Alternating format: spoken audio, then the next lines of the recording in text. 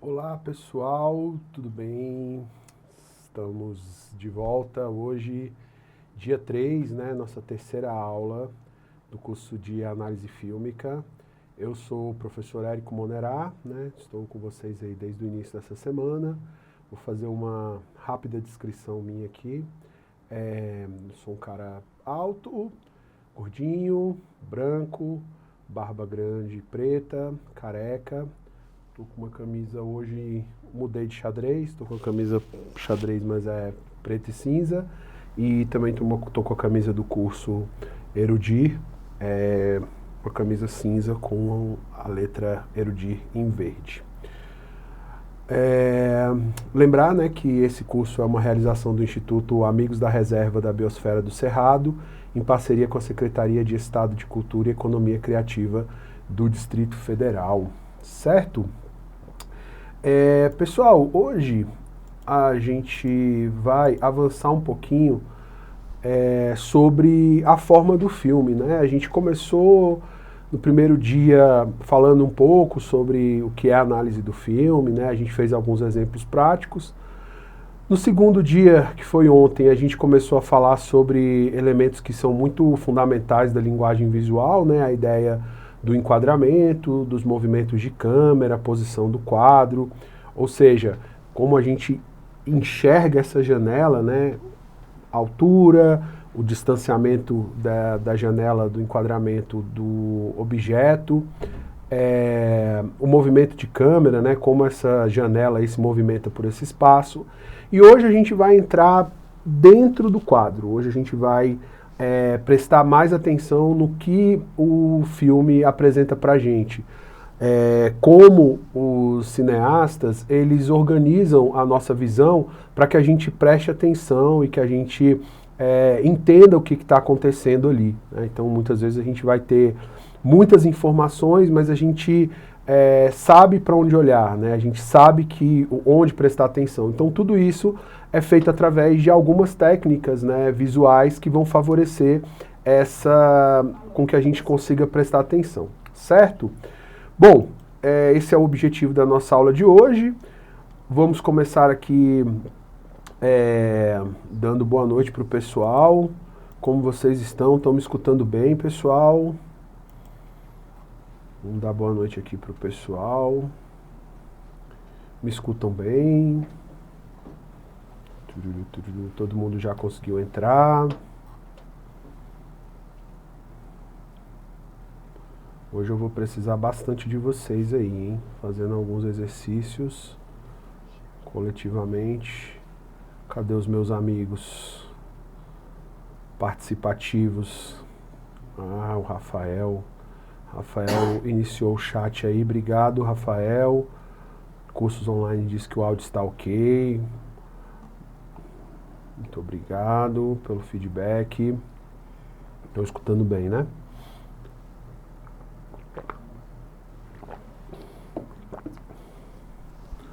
Boa noite, Ana. Tudo bem? Bem-vinda de volta.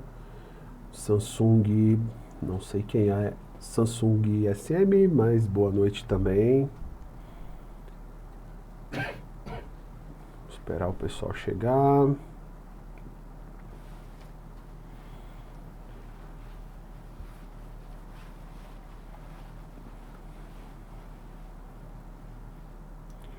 Então, como eu estava falando para vocês, hoje a ideia é a gente conseguir perceber algumas estratégias visuais que vão favorecer a gente a prestar atenção nos pontos importantes daquela cena, né? Então a gente pensa que um filme ele é uma construção, como a gente vai ver, é uma construção de vários profissionais, né? O diretor de fotografia, o diretor de arte, o diretor, os atores, e a ideia da composição do quadro é um trabalho coletivo que vai fazer com que a gente entenda o que está acontecendo ali dentro. Então hoje a gente vai tentar descobrir algumas dessas estratégias, tá? Para a gente começar, eu vou trazer essa imagem aqui para vocês, e aí eu queria que vocês me falassem qual foi a primeira coisa que vocês viram nessa imagem, tá? E depois, a segunda coisa que vocês viram nessa imagem. Vamos ver se essa experiência dá certo. Costuma dar, hein? Costuma funcionar. Mas eu queria que vocês me ajudassem aqui. Qual foi a primeira e a segunda coisa que vocês viram nesta imagem? Imagem do filme Barry Lyndon, do senhor Stanley Kubrick.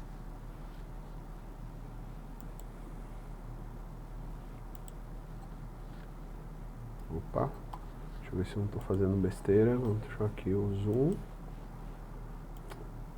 Não, me ensinaram aqui, calma aí, gente. É um Alt Tab para mudar para... Não tá aparecendo.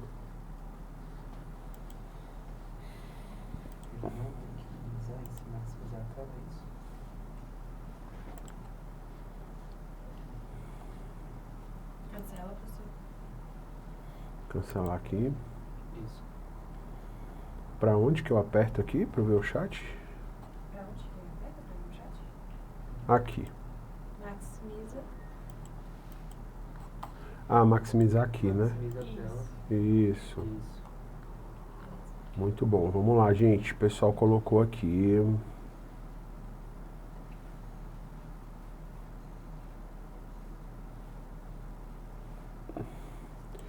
Vamos lá, gente. Eu perguntei para vocês qual é a imagem que vocês visualizam, qual elemento que aparece primeiro e depois qual é o segundo elemento que vocês olham nesta imagem aqui, certo? Vou colocar de novo para que vocês possam me ajudar. Essa aqui é a imagem. Vamos ver se o Diego consegue colocar ela numa tela cheia aqui, ampliar o tamanho para facilitar para vocês. Se o senhor colocar em tela cheia, ele consegue mexer. Tá.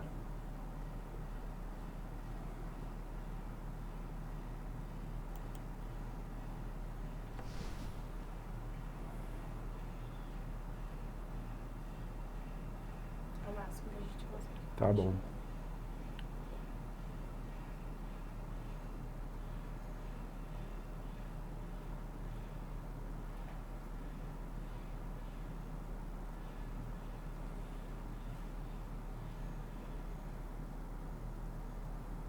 Vamos lá, pessoal, o que vocês enxergaram aí primeiro?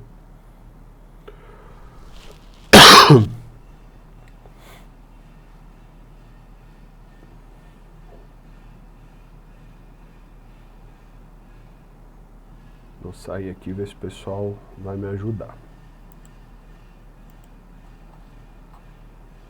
A pessoa de meias brancas sentadas. E qual foi a segunda coisa que vocês olharam, pessoal? Primeiro de meia branca, depois o de vermelho. Muito bem. Primeiro de vermelho, depois a pessoa de azul e depois o restante. Ótimo.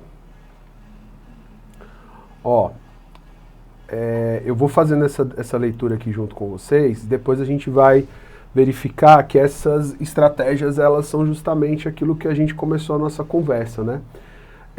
A gente vai conseguir perceber que a partir da utilização das cores, né, e da composição, a gente vai fazer com que o espectador ele tenha uma ordem de leitura.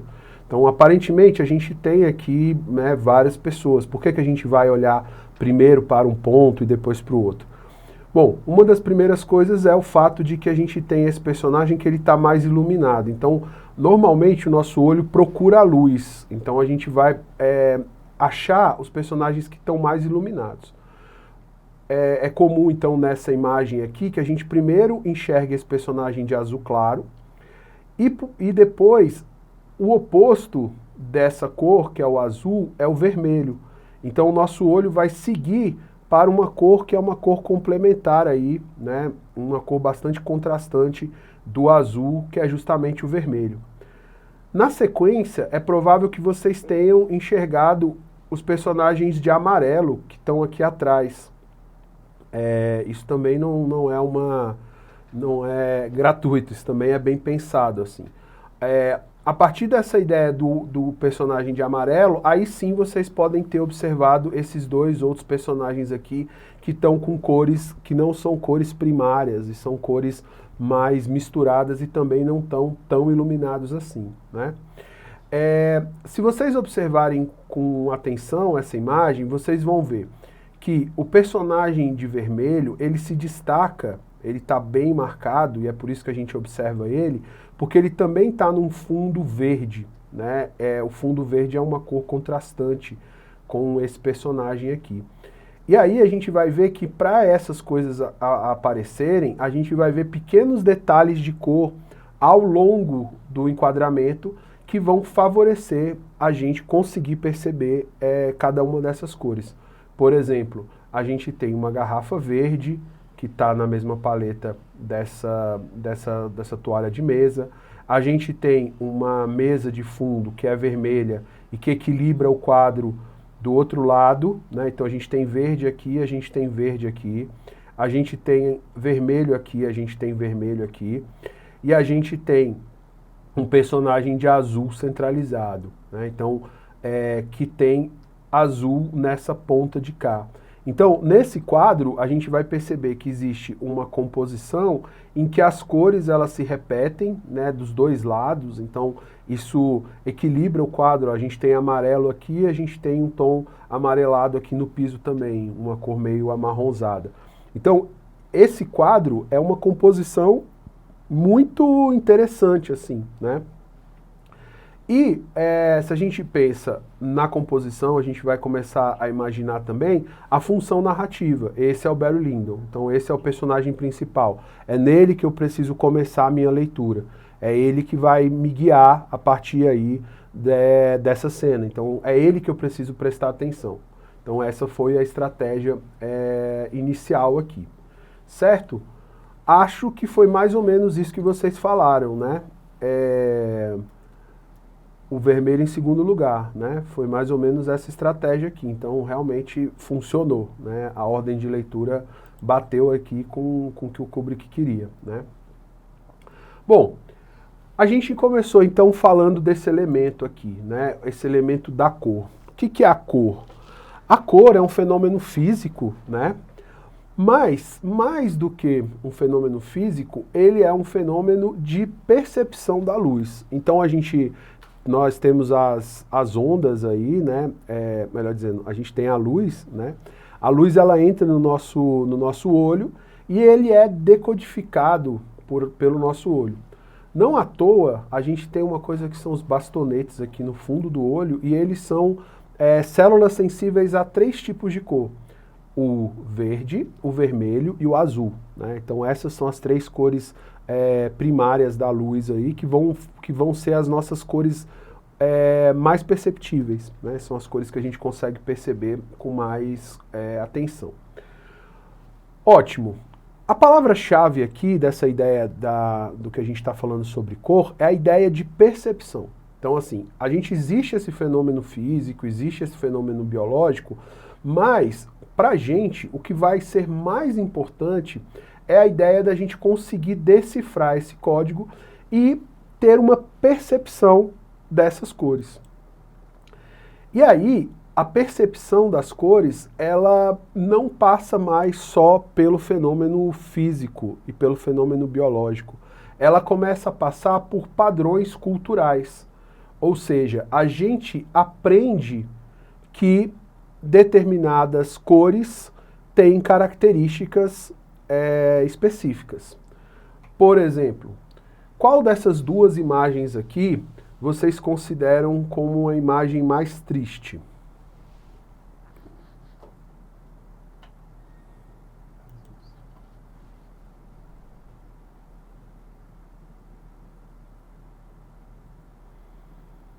Qual dessas duas aqui para vocês é mais triste?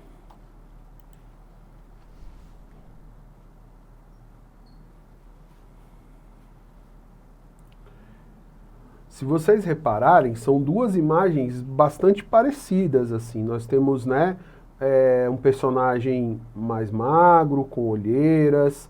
A gente vê numa situação que não é uma situação feliz, né? Não tem nenhum elemento vivo aqui muito destacado. Mas é muito provável que vocês tenham escolhido, né, ou ter percebido a imagem de azul como essa imagem mais triste. E é provável também que vocês tenham associado essa ideia de tristeza também a uma ideia de frio. Essa imagem aqui pra gente, azul, ela não só evoca uma ideia de tristeza, como ela evoca uma ideia também de frio.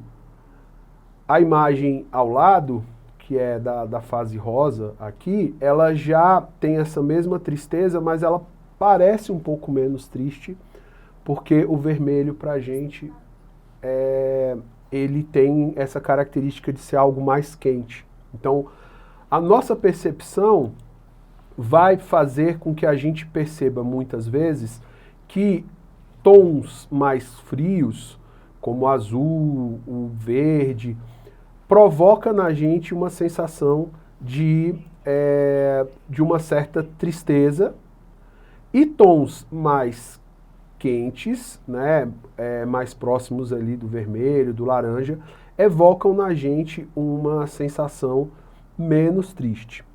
Então a cor, ela é uma percepção disso. Inclusive, né, em inglês tem, né, a expressão, né, feeling blue, né, que é você se sentir triste, passa por essa ideia do azul. O que é muito interessante, porque se a gente parar para pensar, o azul é uma cor muito alegre, né, no geral, se olhar para o céu azul, o mar. Mas, quando a gente tem uma tonalidade toda azul, como é o caso aqui dessa pintura, isso vai evocar na gente uma ideia cultural, né, de algo mais triste, né? Pode evocar isso.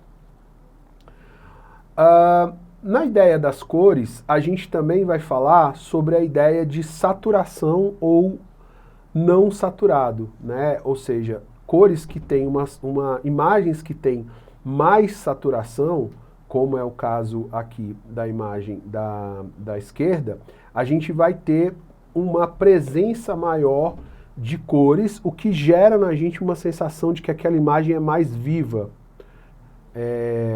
Né, principalmente aqui nessa imagem que a gente tem o vermelho, o azul, né, essas cores primárias aqui.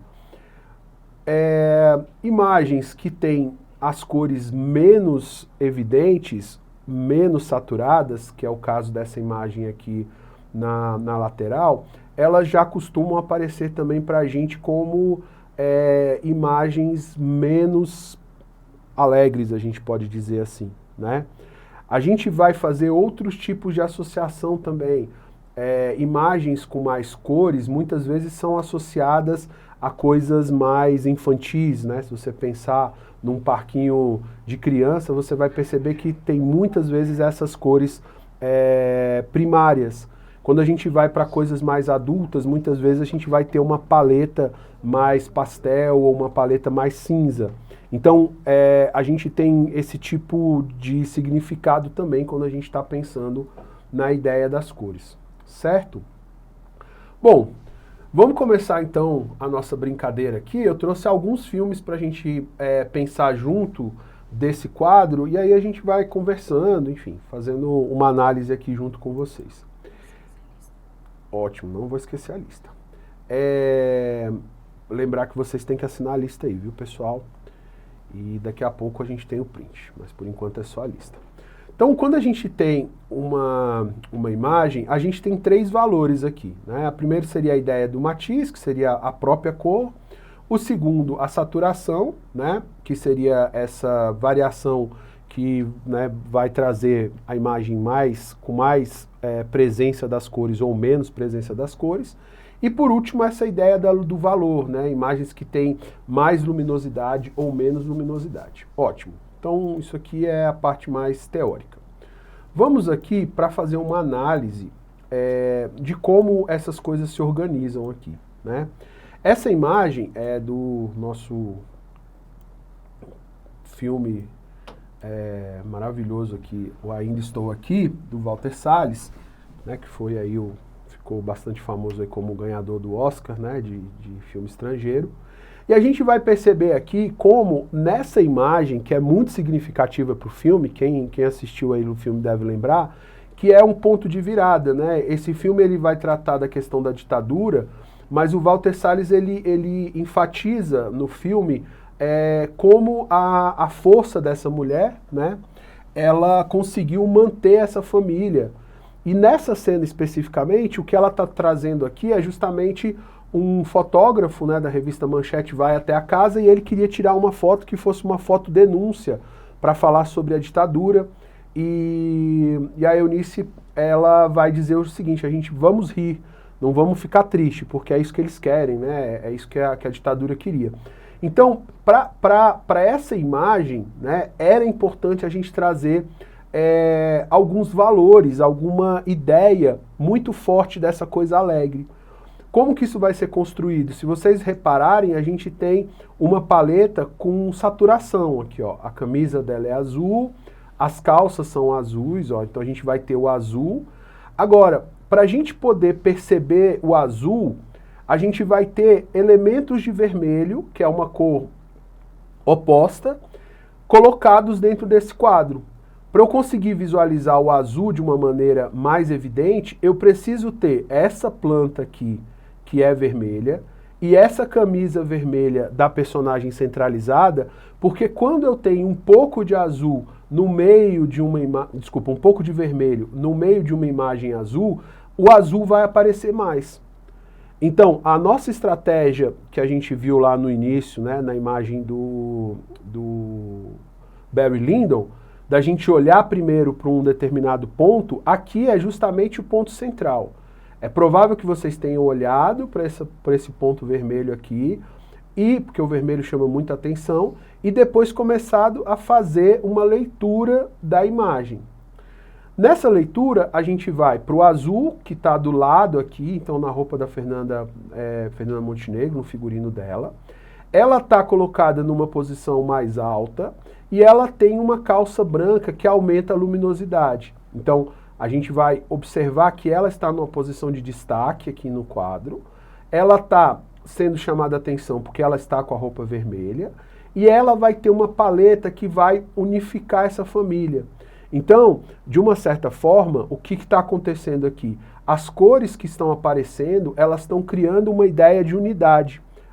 Todos os personagens, eles estão com cores que vão se complementar e que vão aparecer um no figurino do outro. Então dá uma ideia de que eles são uma família, que é justamente o que se quer aqui nessa cena.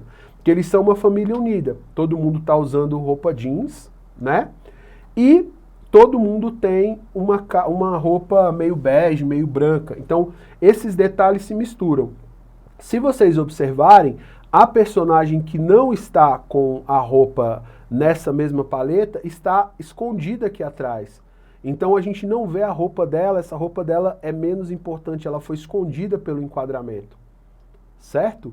Então, quando a gente tem uma composição, o diretor de fotografia, o diretor de arte, né, e aí o diretor, que é o diretor do filme, vão tentar trabalhar justamente com isso. Qual é o significado dessa imagem? O que eu quero dizer nesse momento? Nesse momento eu quero trazer a ideia de felicidade. Ótimo. Ao mesmo tempo, não é uma felicidade vibrante. A gente está falando aqui de um filme que fala sobre a ditadura. Então, não vai ter uma felicidade, não é uma personagem que ela está 100% feliz. A imagem é justamente essa. Estamos fazendo uma pose de feliz, mas a gente não está 100% feliz. Então, as cores, elas não estão 100% saturadas. Todas elas têm uma paleta mais pastel. Então, a gente vai tirar um pouco dessa alegria da imagem. Certo? O que eu estava falando para vocês, que é uma estratégia muito utilizada, é a ideia da gente trabalhar com o contraste, né? Quando a gente tem esse círculo cromático aqui, é muito provável que vocês já devam ter visto ele no Instagram, no TikTok ou no Photoshop. Qualquer programa de imagem trabalha com um círculo cromático como esse, em que a gente vai ter uma divisão das cores, que é mais ou menos aquela divisão que a gente falou no início ali. A gente tem o azul de um lado, o verde aqui e o vermelho e os amarelos na outra ponta. Então são mais ou menos um triângulo aqui dessas três cores principais. O que a gente tem? Quando a gente tem uma cor que está do lado oposto, ou quanto mais oposta ela tiver do lado do círculo cromático, maior é o destaque que a gente tem dessa cor. Então, se eu quero trabalhar com uma ideia de chamar atenção para algo, eu vou trabalhar com uma cor que seja oposta. Olha o que acontece aqui no Amélie Poulain, né? O cartaz aqui do filme. A gente tem uma parede vermelha e a gente vai ter detalhes verdes, ó. A almofada dela aqui, né? O travesseiro dela verde. Pequenos detalhes de verde no quadro lá atrás, que vão fazer com que a gente perceba a personagem, porque a gente tem um mar de cor vermelha, mas a gente quer guiar o nosso olhar, o diretor quer guiar o nosso olhar. Então, se eu tenho muita coisa vermelha e a personagem também está com uma cor meio avermelhada, como que eu vou saber para onde olhar? Uma das estratégias é justamente criar uma cor que seja oposta, que tenha esse contraste. Aí ele coloca aqui pra gente um travesseiro atrás da protagonista.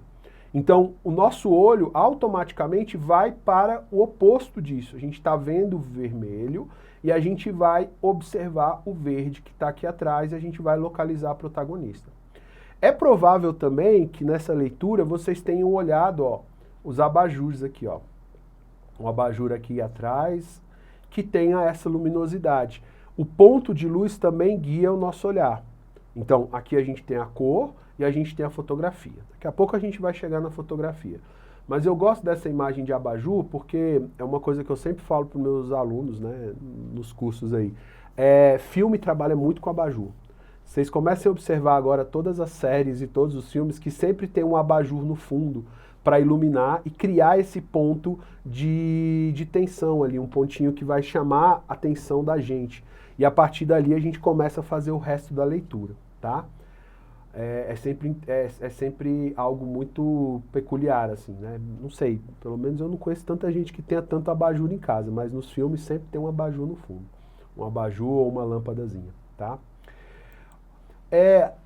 Quando a gente tem uma repetição de padrão, que é aquilo que a gente falou na primeira aula e tal, a gente vai criando uma ideia de uma linguagem, né? A gente vai criando, fazendo com que o espectador entenda que o diretor assumiu uma determinada linguagem ali dentro do filme. No caso das cores, a gente vai chamar isso de paleta, né? Como nas artes plásticas, né?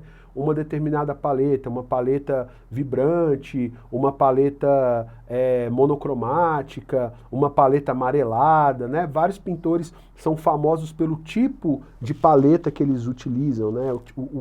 A tonalidade geral das pinturas. A gente fala lá da fase rosa do Picasso, a fase azul do Picasso, ou seja, quando ele estava experimentando com uma determinada paleta de cores, né? Estava tentando trabalhar com cores que tivessem essa mistura ali, tivessem próximas. No caso dos filmes, a gente vai perceber que essa paleta vai ter como objetivo guiar o nosso olhar.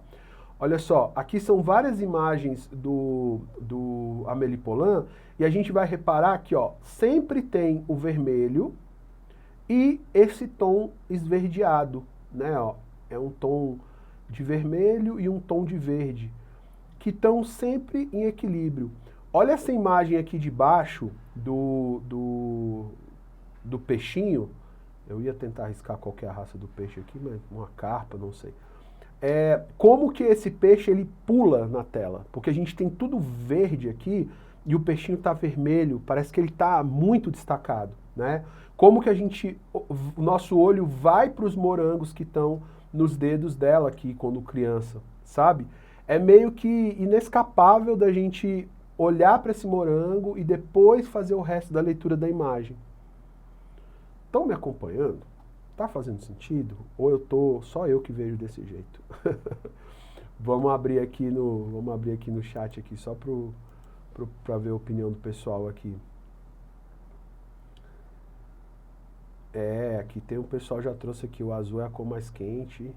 A Nathalie tá com o cabelo pintado de azul, se eu não me engano. Tem as cores frias, excelente filme. Vocês estão conseguindo acompanhar aí? Tá fazendo sentido, né? Por que essa coisa faz sentido, gente? Porque, na verdade, isso não é uma tradição só do cinema. Essa é uma tradição visual que vem de muito tempo. No caso do Amélie Poulain, tá? A gente nem sabe disso, assim, é uma coisa...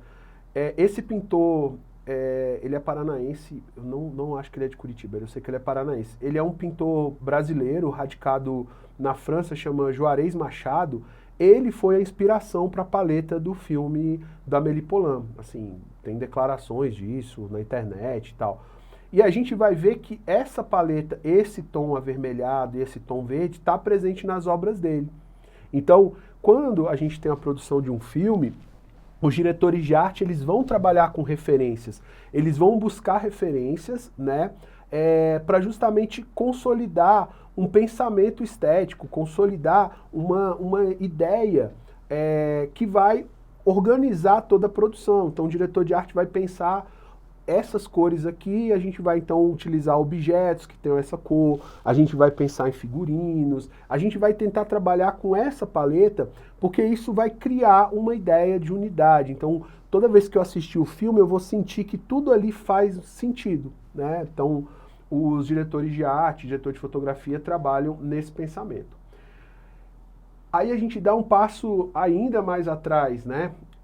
A gente vai pegar umas imagens aqui do Rafael, né? E a gente vai ver nessas pinturas aqui, mais uma vez, essa ideia das cores. Ó, como que essa pintura aqui do Renascimento aqui, como que ela vai trabalhar, ó, com o vermelho e com o verde. E olha essa imagem aqui de Jesus, ó. Eu vou aumentar aqui pra gente. É impossível, aqui eu vou fazer uma leitura e vocês vão me dizer se não é isso que vocês viram, tá? Primeira coisa que a gente vai olhar, Jesus. Ele está centralizado e de vermelho. Então, é impossível você não olhar para Jesus. Provavelmente, a segunda coisa que vocês olharam foram esses dois homens aqui de amarelo, porque eles têm uma cor que também é bastante contrastante aqui, né, com o restante do quadro, e elas são muito claras. Então Jesus tem uma fotografia, a gente tem uma iluminação aqui muito grande no rosto, o vermelho chama muita atenção, depois a gente tem o amarelo, que tem uma luminosidade maior. Só que aí o amarelo é uma cor meio oposta do azul. Então, depois que a gente observou esses dois homens aqui, é provável que vocês tenham observado Maria aqui embaixo. Então, a gente sai daqui, a gente vem para esses dois personagens e a gente vai para Maria. Depois disso, a gente vai observar, muito provavelmente, esse outro personagem que está aqui atrás, que aí as minhas aulas de catecismo pararam só aí, nesses aí, eu não vou saber quem é esse personagem aqui. Ele tá com a roupa verde, que também chama muita atenção, porque, como eu mostrei para vocês, é a cor oposta do vermelho, né? Talvez seja Judas.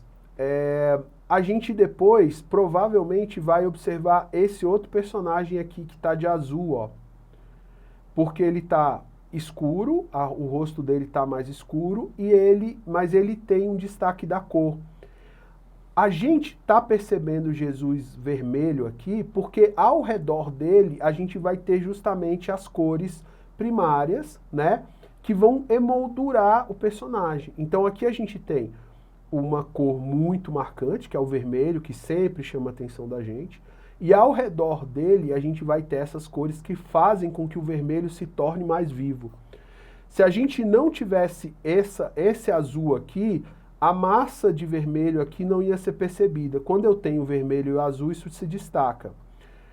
A mesma coisa aqui embaixo. Para eu poder perceber esse vermelho, eu tenho esses tons amarelos aqui emoldurando. Então, essa tradição de guiar o olhar, de fazer com que a gente perceba as cores, ela não é do cinema, né? Mas ela foi bastante explorada porque os diretores de fotografia, os diretores de arte estudam, né, a composição. Então a gente consegue trabalhar com isso a nosso favor, certo? Vou fazer também agora com vocês um outro exemplo aqui que, bom, a gente vai discutir ele depois aqui, porque esse também é muito significativo. Filme Um Corpo que Cai, de um dos meus cineastas favoritos, o Alfred Hitchcock. Vamos dar o play aqui.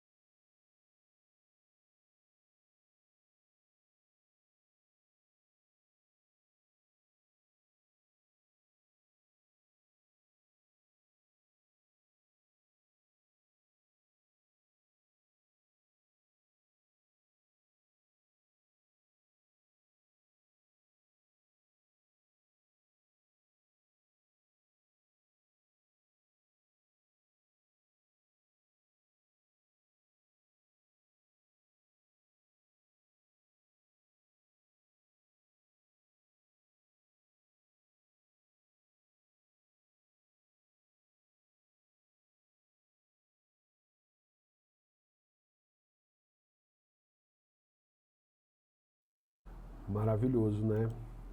Digam que acharam porque o Jairon também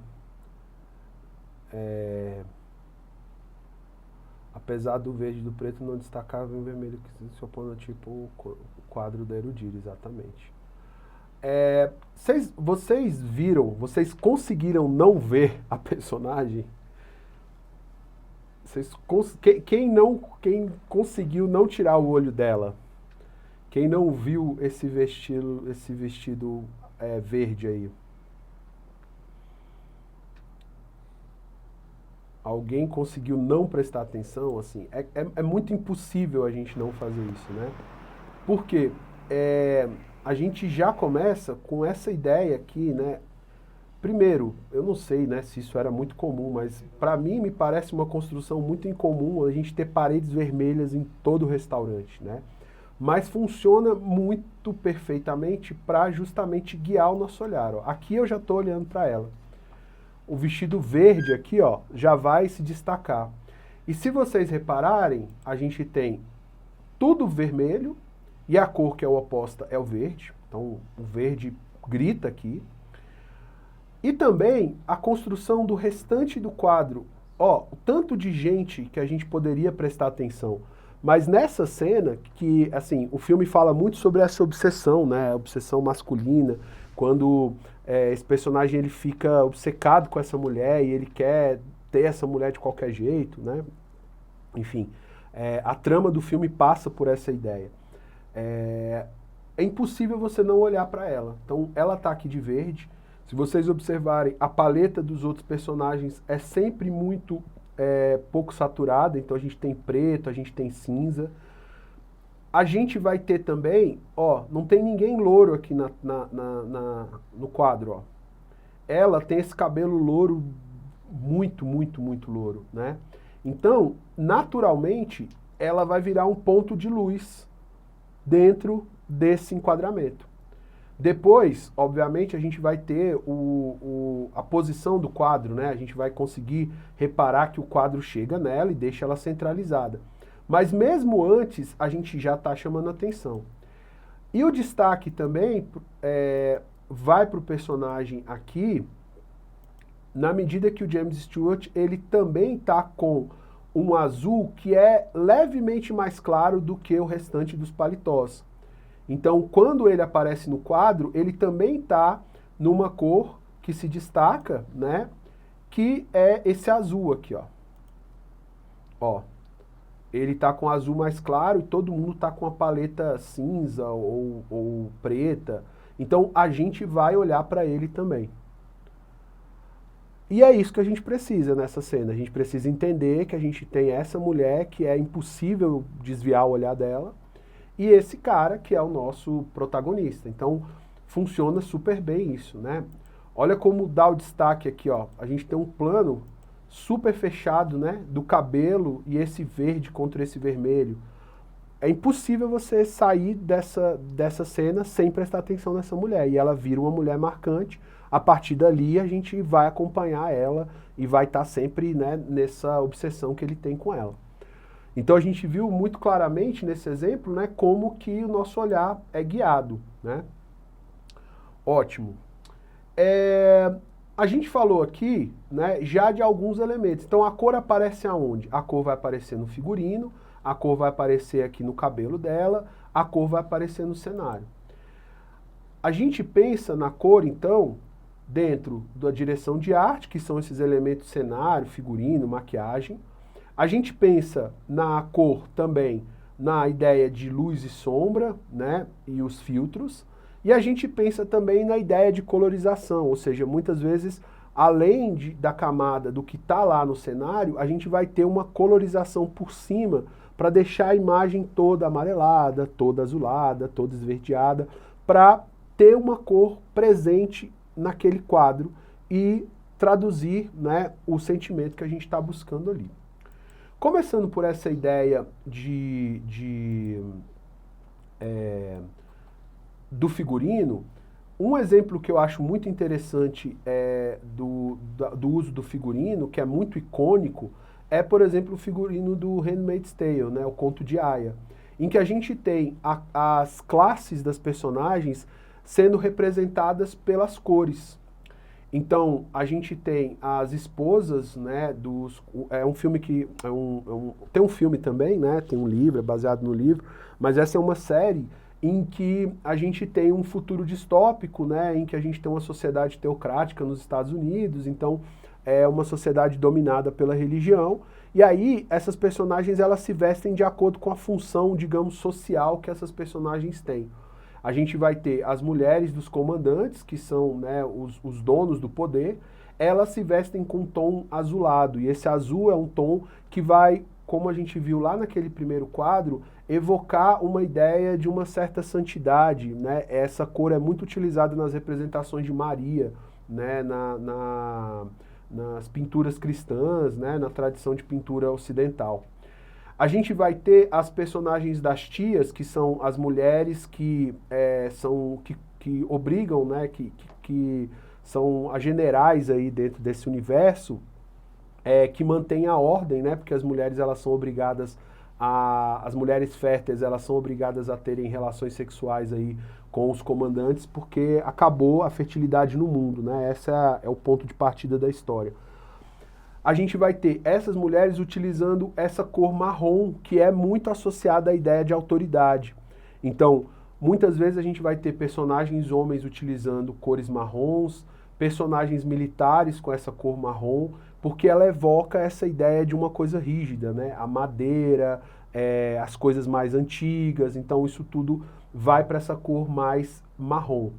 E a gente vai ter as personagens, né, as amas, né, que dá o nome aí, as aias, né, que dá o nome à série, as handmaids, elas têm a cor vermelha, Porque o vermelho tem vários significados, mas nesse universo, esse vermelho ele representa a ideia da fertilidade. Essas são as mulheres férteis, essas mulheres são as mulheres que podem engravidar, então elas estão representando elas são representadas com esse vermelho, que traduz um pouco dessa ideia da vida, né?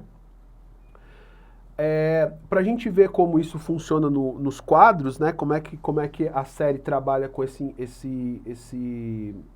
padrão de cores, ó. A gente vai ter os personagens dos comandantes com a roupa preta, né? Bem masculino. A gente vai ter os personagens aí das mulheres dele, que são as mulheres que são inférteis, que não podem ter filhos e tudo, com essa cor azulada, né, que a gente evoca essa coisa do azul, de uma certa santidade, mas para a gente poder destacar esse azul, olha como tem bandeiras vermelhas aqui atrás, ó. Então o azul ele chama mais atenção. Se vocês observarem essa imagem sem esse vermelho aqui, só essa parte de cá, você não vai ter essa sensação de um azul tão forte. Para esse azul aparecer, a gente vai precisar desse contraste. E aí ele vai trabalhar com esses códigos também de formas mais sutis. Por exemplo, as meninas, né, que estão sendo treinadas, né, que estão numa escola para se tornarem aias, né, elas estão sequestradas, né, a palavra é essa. Elas estão utilizando a roupa rosa, que é um tom de vermelho, mas ainda não é o tom total dessa fertilidade que vai aparecer nessas mulheres, né? Então, evoca essa mesma ideia, mas ainda com menos saturação. Então, o rosa é um tom menos saturado de vermelho. E a gente volta com a ideia do poder sendo utilizado com essa cor preta. Então, os personagens masculinos que têm a arma, que são ali, né, os controladores, eles estão com essa roupa preta, né? A série trabalha isso também, por exemplo, quando ela tem flashbacks, né? Então, a gente viu aqui o figurino, né? Mas a gente vai perceber que ela utiliza isso como também um elemento para a gente entender em qual contexto que os personagens eles estão. Por exemplo, quando a gente está no presente, né, que seria esse futuro agora distópico, onde as mulheres aí estão sendo subjugadas, a gente vai ver tudo com cores muito maciças, assim, né? É o azul, é o vermelho, é o preto, tudo muito destacado. Mas no passado, a gente vai perceber que as cores elas são misturadas. Então, quando a gente está vendo o passado da personagem da June, né, que é a personagem principal da série, as roupas elas estão mais misturadas. A gente não tem uma cor tão fechada assim, né? A gente tem essa mistura de cores. E a gente vai ver também que a fotografia vai trabalhar com tons mais misturados. Então, todas as imagens do presente são muito rígidas. É azul, vermelho, a composição é muito certinha, né? O quadro, ó, a gente vai ter todas as linhas aqui. E quando a gente vai para o passado, a câmera é uma câmera na mão, balançando. A gente tem mais cor. Então, tudo isso faz com que a gente entenda rapidamente que a gente está nesse passado dela, que é um passado alegre. Olha só como a gente tem muita luminosidade, né? Ó, os momentos ficam muito mais felizes. E aí, pode parecer, hoje a gente vai falar só de vermelho e verde, tá, gente? Não é à toa. Olha aqui, ó, o copinho dela aqui vermelho aqui embaixo e como que a gente percebe o verde melhor porque ela tá com esse copinho vermelho. O detalhe do diretor de fotografia que vai lá e coloca um copinho vermelho aqui para a gente poder enxergar esse verde de uma outra forma, tá? É isso que o diretor de arte faz pelo seu filme. Bom, como eu falei para vocês, a gente trabalha também com uma ideia de entender certos códigos, e esses códigos eles vão se perpetuando. Vou passar um trechinho aqui para vocês de um filme, 2 trechos de um filme, e depois a gente vai voltar para discutir esse trecho. Esse filme chama Traffic, é um filme do Steve Soderbergh, se eu não me engano é um filme de 2000, tá? E é um filme que fala sobre a questão da droga nos Estados Unidos, né? Eu vou passar então 2 trechinhos do filme e aí vocês me digam o que vocês perceberam. São 2 trechinhos muito curtos.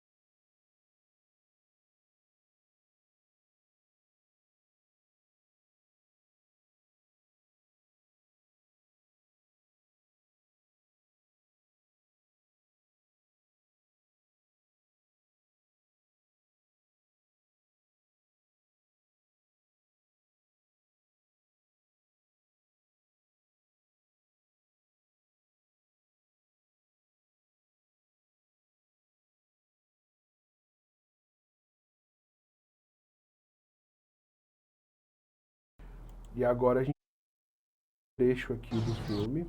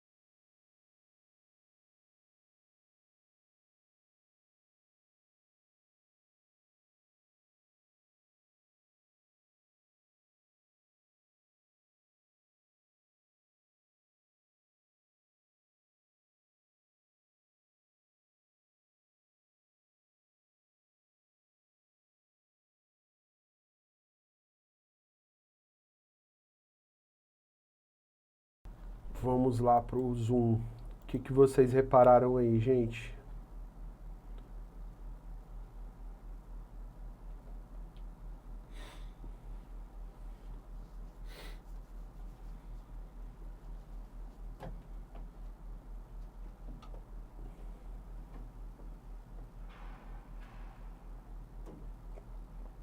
Cores extremamente quentes e cores extremamente frias, né?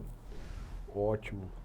Vocês repararam como a gente vai ter uma cor muito marcada, né, para simbolizar o México aqui, né? Eu não falei muito sobre o filme porque é meio que autoexplicativo aqui, né?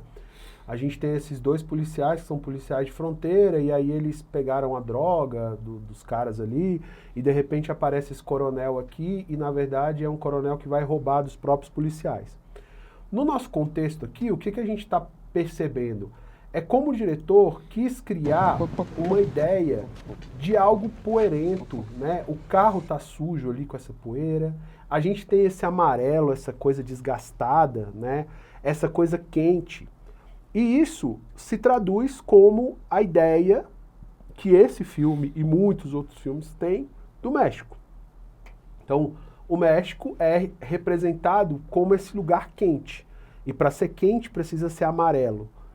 E é um amarelo que também é uma coisa suja. Então a gente está tratando de um país, né? A gente está fazendo uma representação desse país com essa característica de algo tropical e de algo sujo, de algo envelhecido, né? Então a cor aqui ela tem esse papel de representar essa cor, esse cenário, ao mesmo tempo de caracterizar isso também com questões. A gente vai falar disso, né? Todo filme ele tem um ponto de vista, todo filme tem uma ideia ali por trás, né? Um pensamento político, social dentro desse filme. No caso do Traffic, o que a gente vai reparar? Ele vai utilizar essa ideia do amarelo como um contraste para os Estados Unidos. Então os Estados Unidos é todo caracterizado com esse azul muito exagerado, né? Dentro do filme, esse azul ele vai ser caracterizado também por alguns elementos que a gente pode associar à ideia de frieza. Por exemplo, o personagem aqui do Michael Douglas, ele é um juiz de alto escalão lá nos Estados Unidos que cuida, depois ele assume uma posição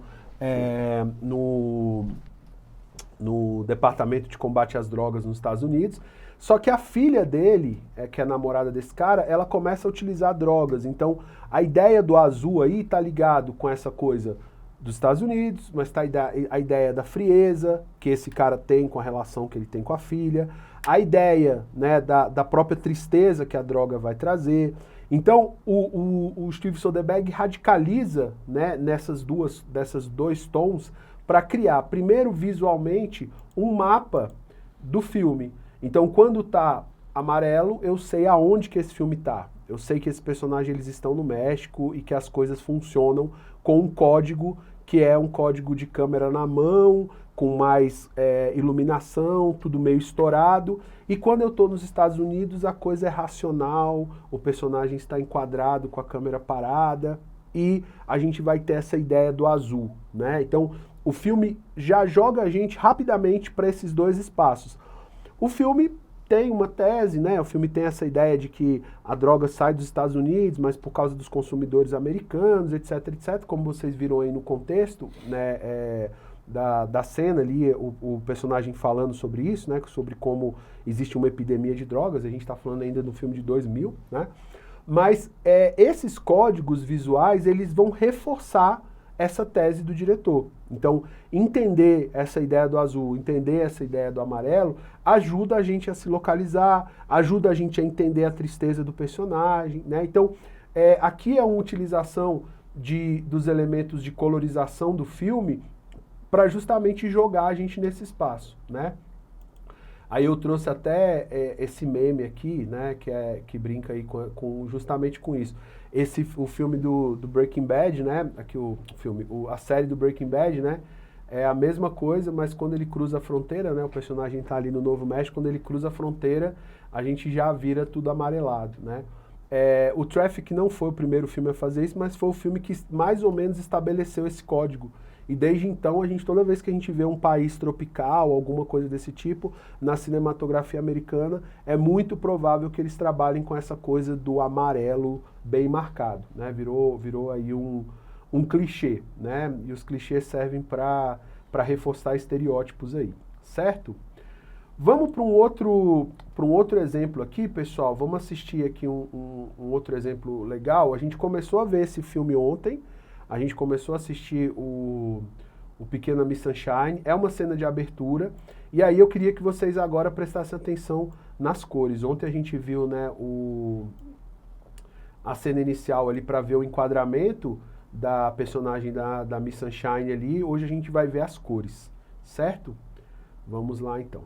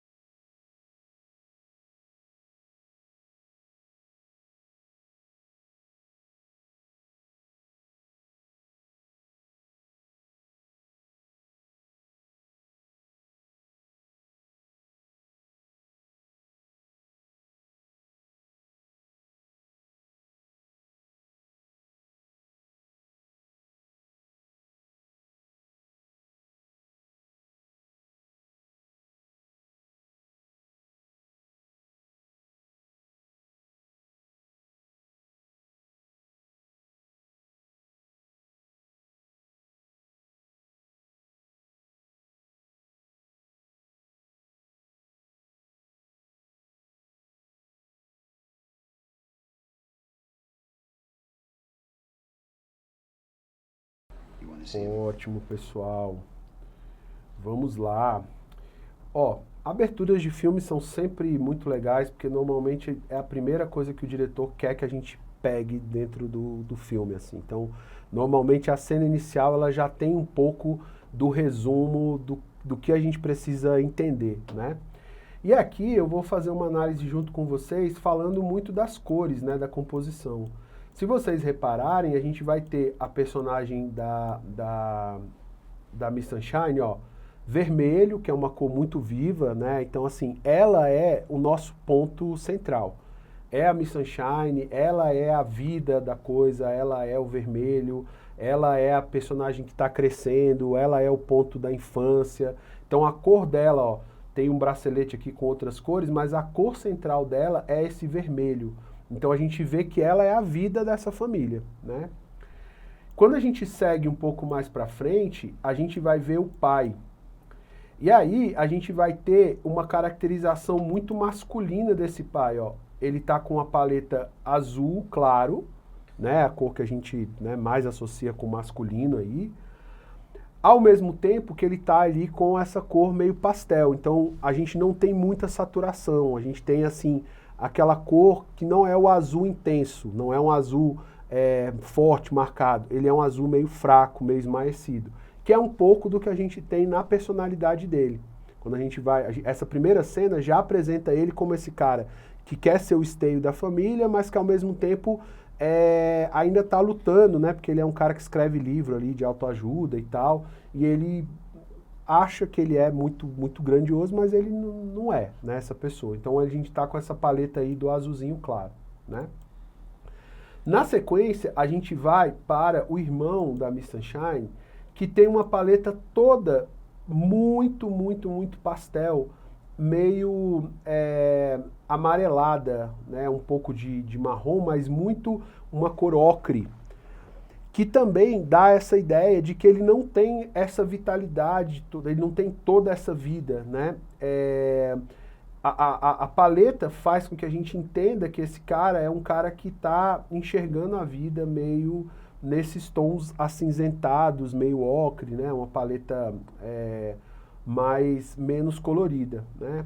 Ó, tem um ponto azul aqui no garrafão para a gente poder prestar atenção mais no amarelo. Ele tem esse amarelo, mas esse é um amarelo meio esmaecido, né? Então esse é o nosso personagem do filho mais velho. E depois a gente vai entender no filme, é um filme antigo, gente, não tem como muito fugir de spoiler aqui na aula não, porque os filmes são antigos, mas faz muito sentido porque ele é um cara que ele está treinando para entrar na Força Aérea Americana lá, ele quer ser piloto, e ele descobre que ele é daltônico, então ele não vai poder entrar justamente porque ele tem esse problema na visão. Então a paleta dele toda é uma paleta meio daltônica, assim, uma paleta que vai sempre para essa coisa com menos contraste, né? Aí a gente tem o avô. Eu falei para vocês, né, da paleta do marrom, né? O avô tem essa cor marrom, né? Ó, tudo no quarto aqui do avô é marrom. E ele vai, só que o avô, ele tem cores. A gente vai ter um rosinha, a gente vai ter elementos no figurino dele que vão mostrar que ele tem uma vitalidade.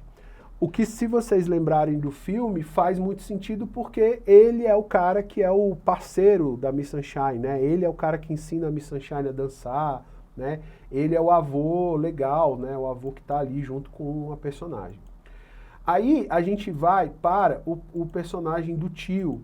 E a gente percebe, ó, o tio que enfim, tá num momento de depressão, tentou se matar e tudo, ele tá com essa cor meio azulada, aquela cor bastante fria, né? Então, a gente vai para essa tristeza, olha só, como tudo é azulado. Então, essa cor do tio aqui vai para aquele azul, mas ele não é o azul, simplesmente o azul da roupa que a gente tem do pai, mas ele é um azul muito frio, ó. Tudo é frio nesse quarto aqui. Então a gente tem essa sensação de frieza, de tristeza, né, do sentimento azulado, certo?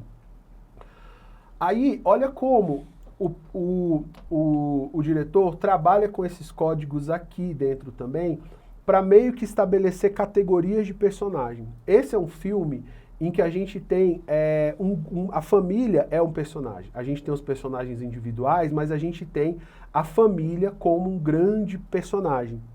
E aí, para caracterizar a família como personagem, ele vai criando categorias dentro dessa família. Então a gente tem a mãe e o pai que estão utilizando roupa azul, que são a mãe e o pai, eles são, né, a base dessa família aqui. A gente tem o personagem, dos dois personagens que são desajustados, né, entre aspas, o tio, que está com a roupa branca, e o irmão, que também não se encontra dentro dessa família. Então, o tio que é obrigado a ir morar com a irmã, depois, né, da questão da depressão, e o filho que não consegue se enxergar dentro dessa família, estão com a paleta amarela aqui, né? E aí a gente tem o terceiro grupo de personagens, que é o grupo do avô e da neta. Eles têm um pouco de cor. O avô tem o marrom, né, que é uma cor próxima, né? Se a gente voltar lá no nosso círculo cromático, a gente vai ver que aqui, ó, o marrom, o laranja estão próximos do vermelho, os azuis estão aqui, né? Então, o avô e a neta, eles têm uma cor que dialoga, né? E que está trazendo vida. Então, onde a vida dessa família está? A vida dessa família está nessa menina. Ela é o ponto vermelho, ela é onde está a vida. E a gente vai ver que o avô é o cara mais próximo dela. Então, num quadro desse aqui, a gente vai conseguindo perceber como o nosso olhar é guiado para entender essas relações. É claro que, como eu falei na primeira aula, a gente está fazendo uma análise, né? A gente está parando, olhando isso com cuidado. Mas mesmo que a gente não faça isso, no filme a gente vai entendendo isso. Entendendo quem precisa prestar atenção, quem são os personagens secundários, ou quem está nesse momento tendo mais protagonismo. E aí a gente vê, ó, que todo o restante da paleta do fundo é meio amarelo, né? Para poder destacar os dois pontos azuis aqui, ó, né? E o ponto vermelho. Então isso ajuda a gente a guiar o nosso olhar para isso. Certo? Ótimo. Então a gente falou aqui de cor, né? A gente falou da fotografia, do figurino, né? De como isso está colocado ali para ajudar a gente a guiar o nosso olhar. A gente vai falar também, pessoal, da ideia de que dentro do quadro a gente vai ter algumas regras de composição, uma ideia de equilíbrio, de simetria, que faz com que a gente preste atenção primeiro em alguns pontos da imagem. Se a gente voltar aqui, ó, os dois personagens estarem de azul cria uma ideia de divisão aqui, ó. A imagem é simétrica, a gente tem um personagem de branco aqui, um personagem de branco aqui, um personagem de azul aqui, um personagem de azul aqui. A menina, que a gente precisa prestar atenção, ela divide o quadro em duas partes. Essa composição reforça ou amplifica as cores. Então a gente tem as duas coisas trabalhando juntos para a gente conseguir entender o que está acontecendo dentro desse quadro. Quando a gente fala dessas regras dos enquadramentos, a gente está falando, então, de elementos e formas de enquadrar e de colocar os personagens que vão favorecer com que o nosso olhar preste atenção naquilo. Então eu preciso entender quem é o protagonista, eu preciso entender o que ele vai fazer. O protagonista ele entra e ele vai pegar uma coisa. Aquela coisa que ele vai pegar, ela já está antecipadamente colocada no filme por uma cor ou por uma luz que vai aparecer. Se a gente fizer uma leitura do quadro, a gente já consegue perceber para onde o personagem vai caminhar, o que ele vai fazer a partir dessas pequenas pistas, né? A gente tem algumas regras aí. A primeira que vocês devem conhecer aí é justamente a ideia dos terços, né? Se você olha lá no seu celular, você vai ter um jogo da velha, assim. E esse jogo da velha, ele faz com que a gente consiga perceber alguma coisa que já foi percebida aí na história ao longo do tempo, que o nosso olho busca esses pontos aqui, ó. a gente vai prestar atenção primeiro nesses pontos de interesse. Então, na hora de enquadrar, o diretor de fotografia vai colocar coisas que precisam ser prestadas atenção próximo desses pontos aqui. Quer ver? Olha só.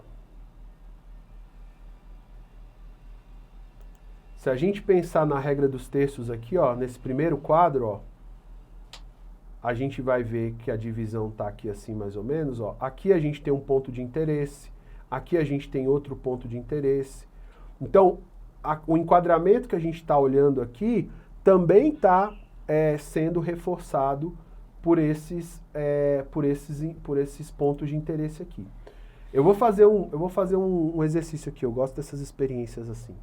Eu vou jogar uma imagem e rapidamente vou mudar o slide e eu quero ver como vocês vão identificar rapidamente o que vocês viram aí, tá?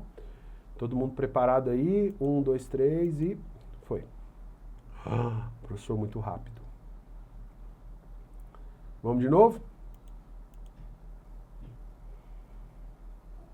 Vamos ver lá se no Zoom a galera me diz o que eles viram. Depois tem uma pergunta aqui.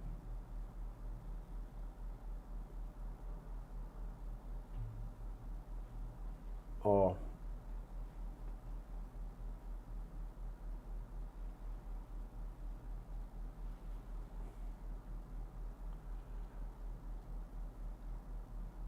A parede azul e a pessoa sentada. Uma criança.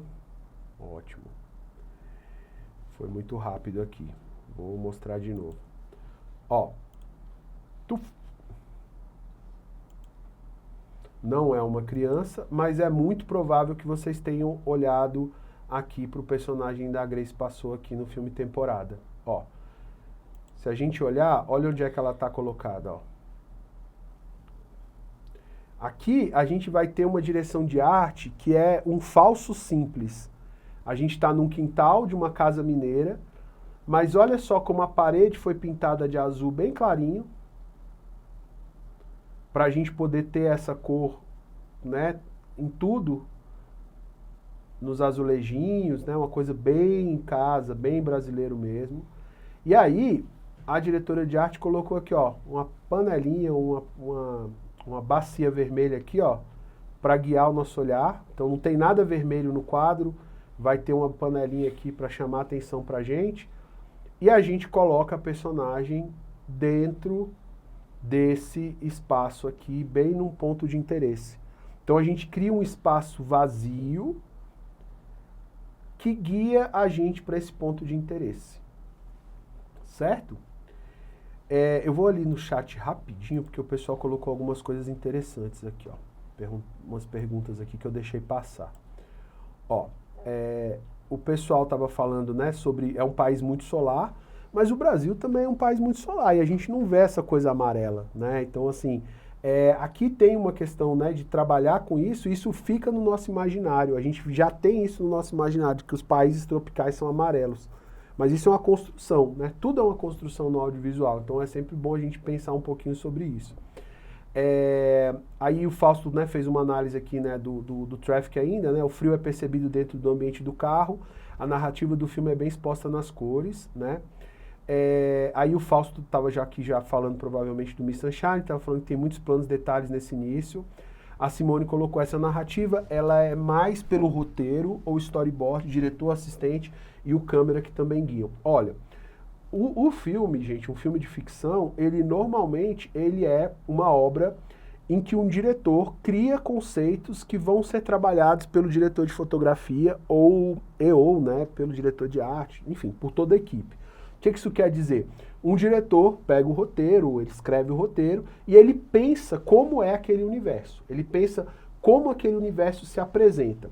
Só que o diretor, ele não é um profissional, ele não vai fazer todas as funções. Então o que o diretor faz? Ele vai dizer, por exemplo, eu quero que esse filme seja mais ensolarado, eu quero que esse filme tenha uma carga dramática mais pesada, eu quero que o ritmo seja lento, eu quero que as cores sejam muito vivas. Ele vai trazer conceitos para a equipe e que essa equipe vai retrabalhar esses conceitos aí de maneira mais técnica. Então, quando o diretor fala, eu quero um filme que seja muito vivo, o diretor de fotografia pode pensar, para ser muito vivo eu vou trazer muita luz, eu vou colocar os personagens sempre em fundos muito contrastantes. Aí o diretor de arte vai pensar, não, para ser vivo eu quero colocar então que o protagonista esteja uma cor muito saturada, um vermelho, um verde, um amarelo, para que a gente sempre preste atenção neles. Então, normalmente esse é um trabalho coletivo, né, de várias pessoas ali, para que aquilo funcione da maneira que o diretor pensou, né? Então, é um trabalho coletivo. Voltando aqui... Opa! Ah, tá. Pediram para eu tirar o print aqui antes da gente voltar.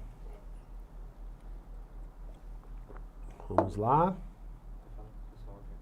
Pessoal, abra a câmera aí, por favor.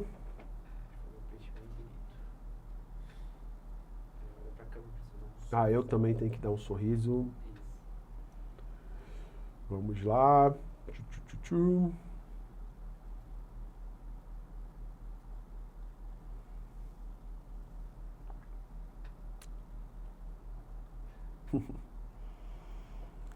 Vamos lá, galera.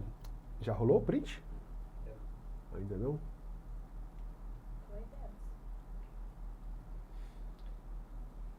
Acho que ela ainda não. Ela vai lá. Enquanto tá rolando o print, consegue uma água. Só mais um pouquinho, só. Tá bom.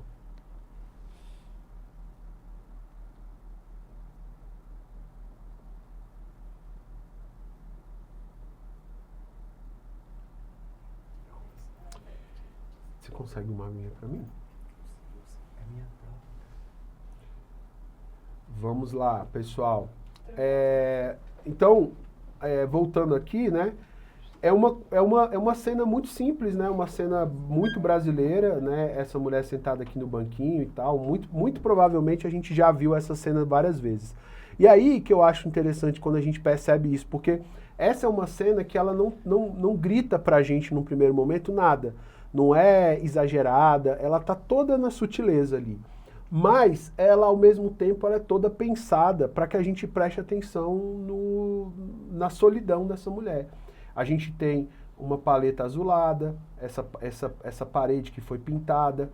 A gente vê a composição em que a gente observa muito espaço vazio e ela sentada aqui, ou seja, ela tem muito espaço, ela não tem nada vivo aqui, não tem verde, não tem nenhuma planta, não tem nenhum objeto que vai ajudar a gente, digamos, a entender esse lugar como um lugar que tem vida. Ela tá com uma roupa, né, muito simples aqui também, e a gente vai perceber que são elementos que também estão dentro dessa mesma paleta, um azulado aqui. Então tudo favorece a gente a leitura dessa mulher, né? Assim, para contextualizar, dentro do filme ela é uma mulher que vai trabalhar como agente de saúde em outra cidade. Ela vem do interior e ela vai trabalhar em Belo Horizonte, não, em Contagem, como agente de saúde, né? Ela vai trabalhar ali numa temporada ali cuidando da questão do combate à dengue. Então, ela chega nessa casa e ela está se sentindo então solitária. Então, esse quadro, que é um quadro que a gente vê o tempo inteiro, ele tem toda uma composição e todos esses detalhes para a gente poder conseguir sentir essa tristeza e essa solidão dessa personagem, certo? Vou fazer outro exemplo aqui, pessoal. Vamos lá, vou jogar aqui um segundinho e vamos ver se vocês, o que vocês observam, tá?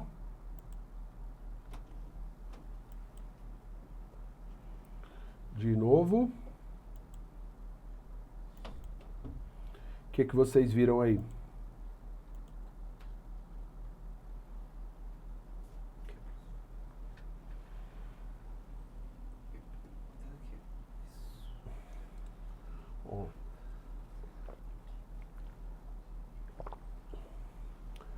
Obrigado aí, pessoal, pelos elogios aqui. A Nathalie colocou que está gostando muito da ideia de aplicar essas ideias, né, que ela já trabalhou como fotógrafa dentro do filme, né, e a Simone colocou também que ela está muito com essa ideia da pintura, que ela gostou bastante.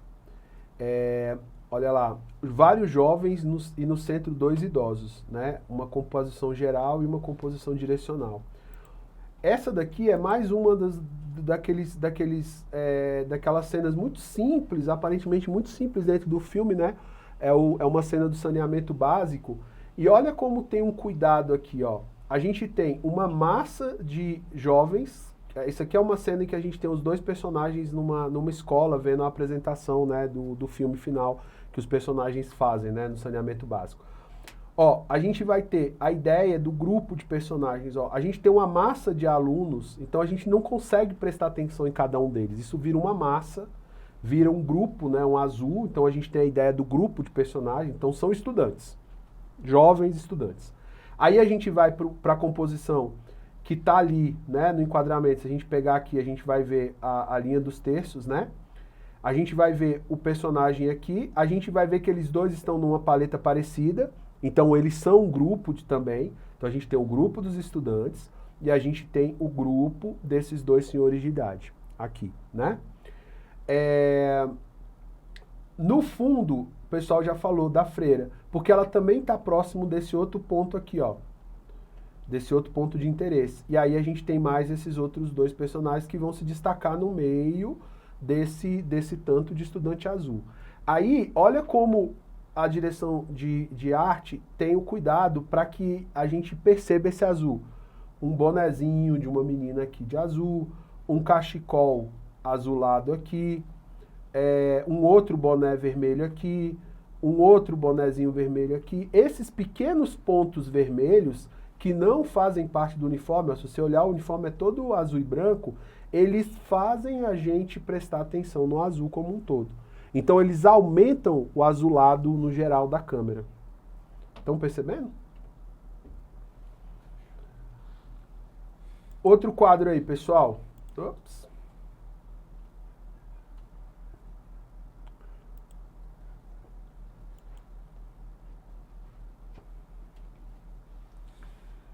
Provavelmente vocês devem ter falado aqui, ó, devem ter visto a mão do personagem. Olha lá, a mangueira do martelo compressor de ar comprimido aqui. E a gente vai ter outras estratégias aqui, ó. Linhas de fuga que apontam a gente, o enquadramento, para a mão desse personagem. Esse filme é Onde os Fracos Não Têm Vez, a gente falou um pouquinho dele ontem.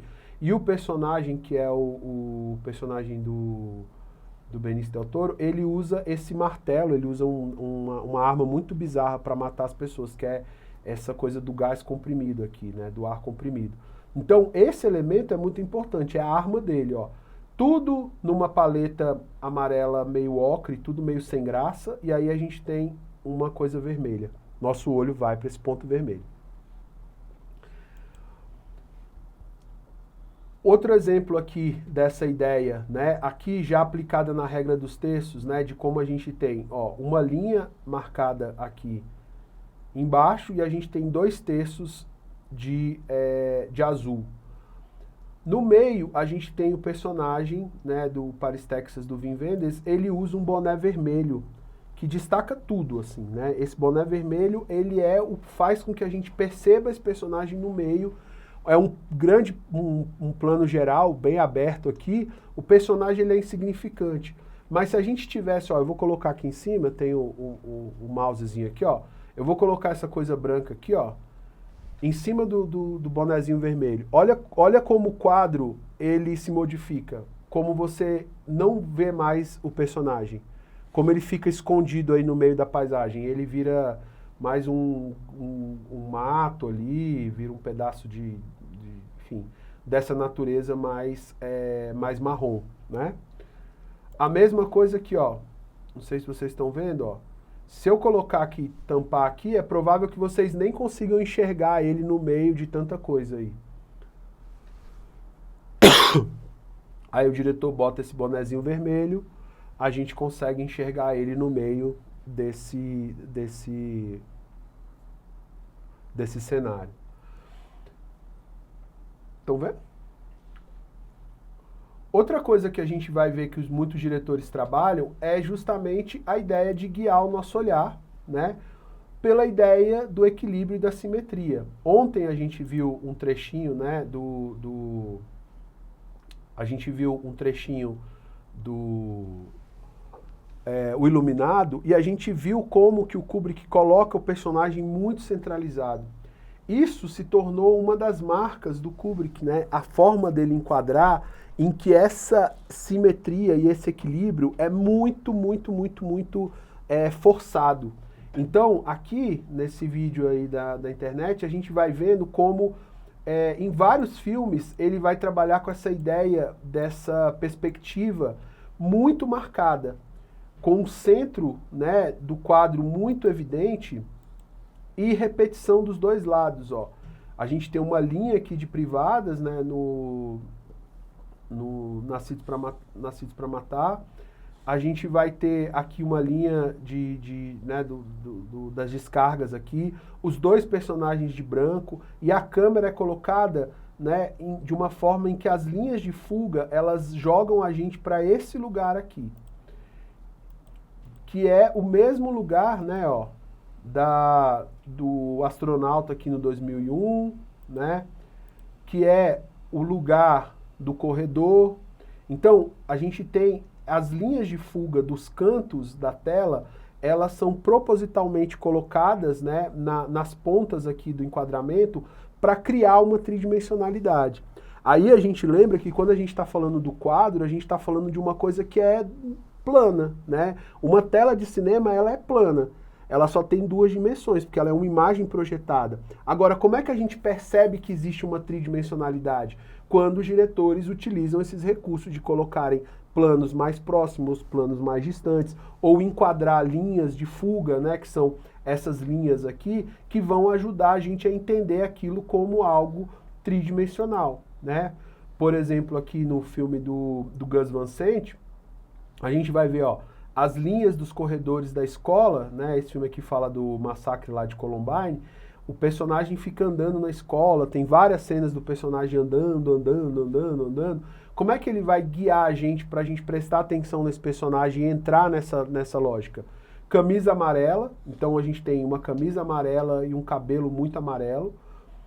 Elementos amarelos no cenário, então a paleta aqui é uma paleta muito amarela, e a gente vai ter essas linhas aqui, ó, que guiam a gente para esse lugar. Então, depois de 1 minuto, 5 segundos na verdade, você não consegue mais não olhar para esse personagem central aqui. E você adota esse ponto e você vai o tempo inteiro acompanhando ele. O seu olho vai sendo carregado para dentro do quadro, para dentro desse personagem, e isso tem um significado, como eu falei para vocês, ele é o protagonista, ele é o cara que vai estar lá, é o estudante, né, que enfim, depois tem aquela questão lá toda do assassinato lá dentro da escola. Então a gente precisa acompanhar esse personagem porque ele é o nosso centro, ele é o que está contando a história, né? Outro diretor que trabalha muito com essa ideia da centralidade é o Wes Anderson, que a gente citou no início, né, do nosso curso aqui, acho que nas primeiras aulas aqui. Vou colocar aqui um videozinho rápido que mostra também vários pequenos trechos de filmes do Wes Anderson, como ele trabalha com essa perspectiva da centralidade, ó. Aqui eu tenho uma interferência gráfica aqui para mostrar muito isso, ó. Como que aí ele faz o enquadramento, não é o mesmo enquadramento do Kubrick, é que ele só divide a tela com uma simetria muito forte. Então os personagens estão sempre centralizados, né? Estão sempre muito marcados, e a gente vai ver, ó, vou parar em algum quadro aqui pra gente poder enxergar isso, assim. Como é que ele força isso, ó.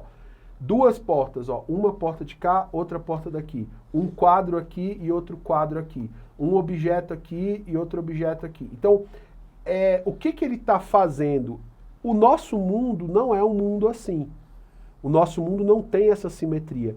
Quando ele constrói esses universos tão simétricos, ele vai fazer, ó, uma massa aqui do piano, e do outro lado uma coisa meio alaranjada aqui também, uma massa equilibrando.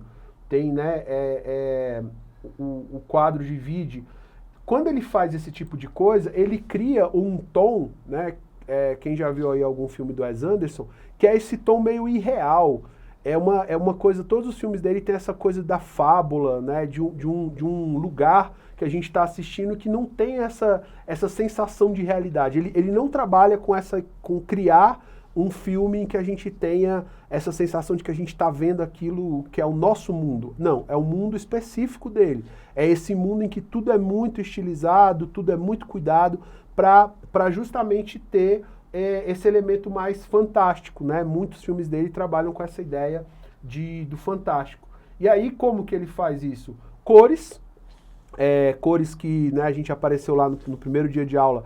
Isso me lembrou os filmes do Wes Anderson. Todas as cores parecem cores meio antiguinhas, né? Ele trabalha com uma paleta sempre de paletas de filmes antigos, né? Filmes fotográficos, né? Os filmes do cinema meio antigos. Ele exagera nessas cores, então a gente está vendo aqui, se a gente parar aqui num quadro, ó, o azul, tudo é muito azul, aí tem um ponto vermelho aqui e o personagem de branco. Se a gente olhar para cá, a gente vai ver esse cara primeiro e depois a gente vai fazer uma leitura e achar os outros personagens, né? Uma paleta que vai para essa coisa meio pastel, né? Então, ele quer deslocar a gente do real. Ele quer mostrar que no universo dele a gente não está falando do nosso mundo. A gente está falando de um mundo estilizado, que é a forma como ele trabalha. Quando a gente fala disso, a gente vai falar também de elementos que trabalham com essa ideia de equilíbrio e de simetria, e quando o diretor, por exemplo, quer que a gente preste atenção em alguma coisa. Nesse filme aqui, é um filme do Lars von Trier, ele, por exemplo, quer que a gente tenha uma sensação muito ruim. Esse filme é um filme, né, não é um filme muito fácil, mas quando o menino, enfim, sofre um acidente, ele cai aqui, né, ele cai da janela. A gente vai perceber que nesse momento em que o menino cai da janela, o quadro está totalmente centralizado no bebê. Então, eu não tenho, como espectador, a possibilidade de não acompanhar isso. É como se ele falasse, você vai tomar esse remédio amargo aqui, você vai ser obrigado a ver isso. Porque dentro do filme, é um filme que tem uma construção pesada, é um filme que fala do terror, né, dessa perda, né, de uma criança, enfim. Essa cena ela é fundamental para entender isso. E aí o diretor vai utilizar esse recurso de colocar a coisa centralizada e forçar a gente a ver isso, porque isso é a dor que depois a gente vai entender como aquilo vai se desdobrar dentro dos personagens. E aí, durante o filme, ele já vai trabalhar com a ideia de desenquadramento, por exemplo. Depois que acontece isso, os personagens começam a aparecer em posições que já não são mais essa posição de equilíbrio. Ele começa a aparecer desenquadrados. Então, se a gente pensasse numa posição equilibrada, o personagem deveria estar aqui, ó. Mas por que ele não está aqui? Porque isso tem um simbolismo dentro do filme que esse cara ele está desarranjado, né? Ele perdeu o filho dele. Ele e a mulher, né? Eles vão começar a aparecer sempre em pontos que são dentro de uma composição ainda, né? Dentro da regra dos textos, mas eles não estão mais centralizados. Então é como se o diretor falasse, ó, depois que aconteceu isso daqui, esses caras eles não estão mais no eixo, eles não estão mais nesse lugar certo, eles estão sempre em algum ponto meio desequilibrados. Então a forma como ele organiza isso é para que a gente tenha essa sensação, né? Pegar uns exemplos aqui de filmes brasileiros, né? Vamos lá, por exemplo aqui no Bacurau, né? Essa é uma das cenas mais importantes do Bacurau. A gente vai ver que o personagem aqui, ele acabou, né, de fazer um assassinato aqui, ele é o nosso herói, né, dentro do filme. E aqui, ó, a gente tem uma parede que tem essa mesma textura, a gente tem uma parede do outro lado e ele muda a paleta de cor. Ele tá aqui, ó o detalhe do amarelo aqui no meio de uma calça preta e ele todo avermelhado, né, com sangue aqui. Essa é uma cena que é pra gente ver, a gente não é pra gente conseguir escapar disso, né? É importante pro filme que a gente entenda que teve esse nível de violência, né? Que ele tá se vingando desses forasteiros, né? Desses gringos que foram lá pra tentar matar a população de Bacurau, enfim. Então, aqui ele vai usar essa ideia de criar uma coisa que é uma textura de um lado e do outro, muito equilibrado, uma repetição. Então, quando a gente vê uma coisa repetida, a gente busca o oposto. Então, a gente tem essa parede aqui que se repete e o nosso olho vai ser chamado para cá. Certo? Aqui a gente já tem uma outra ideia de desenquadramento, ó. A gente tem o personagem aqui da Sônia Braga, ó, e o nosso olhar vai vagar até chegar aqui. Se ela tivesse aqui no meio, a gente não conseguiria não enxergar ela, mas a gente vai correr o olhar até achar a personagem. Ela tá também na regra dos terços aqui, ó. Se você separar, a gente vai ver que ela tá nesse ponto aqui e a casa também tá num ponto aqui. Então, são duas coisas que a gente vai reparar aqui dentro. Mas a gente tem um espaço maior. Então, assim, é como se a gente estivesse vendo um espaço desse amor aqui das personagens, né, desse beijo e tal, dentro desse espaço mais aberto. E aí, o enquadramento mais aberto, né, um plano mais geral, com tons todos esverdeados, a personagem está de azul, a pasta que está na mão da personagem da Sônia Braga é azul, que vai criar um contraste com o verde, né? A calça da personagem é vermelha. Então, o nosso olhar é guiado para esse ponto aqui. A gente vai prestar atenção nesse ponto. Mas não de uma maneira forçada, como se a gente estivesse vendo o personagem centralizado aqui. Certo? Vou pegar aqui para vocês um outro exemplo de uma cena também muito simples, aparentemente muito simples, mas que envolve muitos pequenos detalhes aqui. Ó, essa é uma cena do ET e vamos prestar atenção. O que vocês viram primeiro aí, ó? Vou deixar um pouquinho aqui. Vamos tentar fazer esse exercício, vocês aí. O que vocês veem primeiro? Depois o que vocês veem em segundo? Depois o que vai chamar a atenção de vocês em terceiro? Como que a cor e o enquadramento tá guiando o olhar de vocês aí? E aí depois eu vou fazer a minha análise aqui, vamos ver se tá batendo com o exercício de vocês.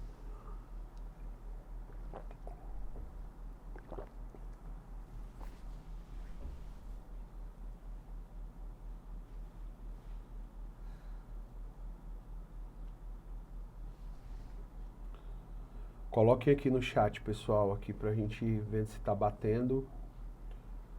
Ó,